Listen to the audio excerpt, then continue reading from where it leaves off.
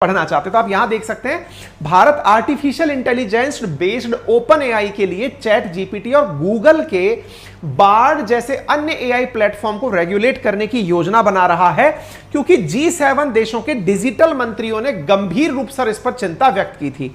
बड़ा सवाल बनता है, क्या वाकई में ऐसा हुआ था क्या? मतलब किसी ने चिंता व्यक्त की थी क्या? जी हां, 30 अप्रैल 2023 की आज से 15-20 दिन पुरानी खबर आपके सामने दिखा रहा हूं, जिसमें G7 के डिजिटल मिनिस्टर्स ने यह कहा कि to pursue responsible AI as ChatGPT booms, यानी जैसे जैसे चैट जीपीटी ग्रो करेगा, आर्टिफिशियल इंटेलिजेंस के जो चैलेंजेस हैं वो बढ़ने लगेंगे, हमें उसे रेस्पॉन्सिव तरीके से उपयोग में लाने की चिंता करनी चाहिए। आप यहां पर सुर्खी देख सकते हैं, दैट मींस ये बात तो सही है, जापान टाइम्स में छपी हुई खबर है। यानी इंडिया कुछ भी ऐसा नहीं कर रहा है जिसकी वजह से Bharat out of the box दुनिया में दिखाई दे या ऐसा लगने लगे कि ये कुछ गड़बड़ है, ठीक है ना। तो यहां पर आप क्या देख रहे हैं, G7 डिजिटल मिनिस्टर्स ने कहा है कि वो रेस्पॉन्सिबल तरीके से चैट जीपीटी को यूज करने के बारे में विचार कर रहे हैं। ये आप खबर देख सकते हैं, और भारत इसी के साथ जुड़कर काम करेगा। अब जिन्हें चैट जीपीटी के बारे में विस्तार से जानना है वो जान लीजिए। देखिए साथियों, चैट जीपीटी जो शब्द है वो असल में ओरिजिन होकर आया चैट बोट से। चैट बोट, जैसा मैंने आपको बताया कि आप अगर कुछ भी चीज यहां पर लिखेंगे वो सामने से जवाब मिलकर आ जाता है। तो हुआ ये, चैट बोट से प्रेरित होकर के जनरेटिव प्रिटेंड ट्रांसफॉर्मर प्रकार से कुछ ऐसा बनाया गया दो लोगों के द्वारा, जिनमें से एलन मस्क भी शामिल थे जब शुरुआती दौर में यह बन रहा था।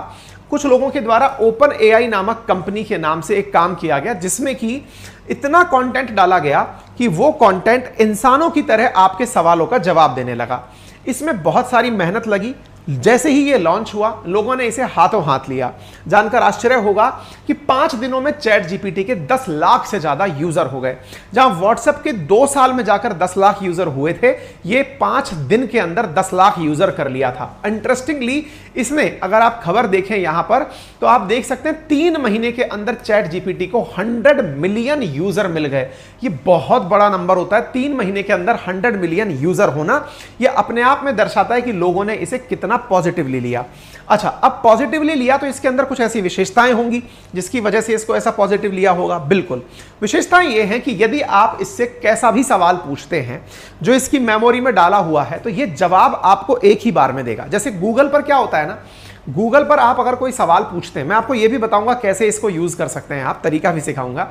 लेकिन फिलहाल के लिए, जैसे गूगल पर आपने कोई भी जानकारी पूछी, गूगल बहुत सारी वेबसाइट खोल देता है, आपको एग्जैक्ट आंसर नहीं देता, लेकिन ये आपको एकदम एग्जैक्ट आंसर देता है। जैसे आपने पूछा right an essay on democracy, आपने लिखकर दे दिया, तो ये प्रॉपर तरीके से एक ऐसे लिख करके दे सकता है। आपने इससे कहा कि ये मेरी डिटेल्स हैं, इन्हें ध्यान में रखते हुए आप मेरा रेज्यूमे बना दीजिए, सीवी बना दीजिए, ये बना देगा।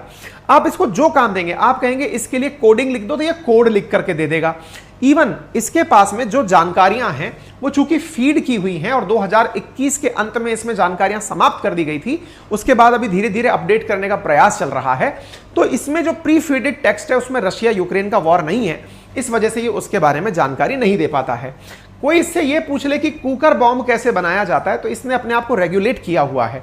किसी ने सवाल पूछ लिया कि क्या राहुल गांधी के चांसेस हैं प्राइम मिनिस्टर बनने के, तो ये उसके भी जवाब देने के बारे में कोशिश करता है। यानी इसके क्रिएटर्स ने इसे जो जवाब मेंशन किया, ये जवाब बहुत अच्छे से वन लाइनर प्रकार से देने की कोशिश करता है।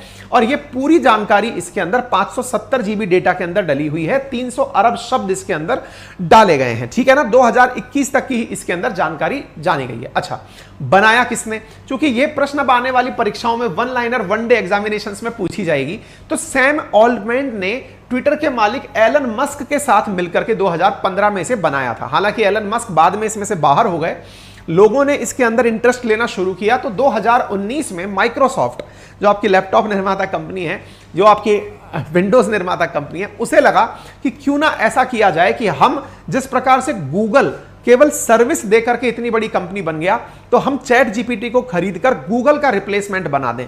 तो इन्होंने ओपन एआई में $1 अरब यानी 83,000 करोड़ रुपए का निवेश किया। तो एक प्रकार से फिलहाल ओपन एआई द्वारा बना हुआ यह चैट जीपीटी गूगल को टक्कर देने के लिए माइक्रोसॉफ्ट द्वारा फंडेड है। यानी एक प्रकार से ये चाहते हैं कि आज जो व्यक्ति गूगल पर जो भी चीज ढूंढने जाता है, सर्च करने जाता है एज एन सर्च इंजन, तो सर्च इंजन के रूप में चैट जीपीटी भविष्य का सर्च इंजन होगा, और माइक्रोसॉफ्ट उसमें एज लेना चाहता है, इसलिए उन्होंने ये काम किया, ठीक है। फिलहाल सवाल यह बनता है कि ये इतनी अच्छी अच्छी जानकारी देता है, इसकी एवज में लेता क्या है? तो फिलहाल इस पर सवाल पूछने के कोई भी पैसे नहीं लगते, फिलहाल ये फ्री है। और तो और चैट जीपीटी वालों ने अब एप्पल स्टोर पर अपना एप्लीकेशन भी लॉन्च कर दिया है ताकि आप सीधा ऐप के माध्यम से चैट जीपीटी से सवाल पूछ सकें।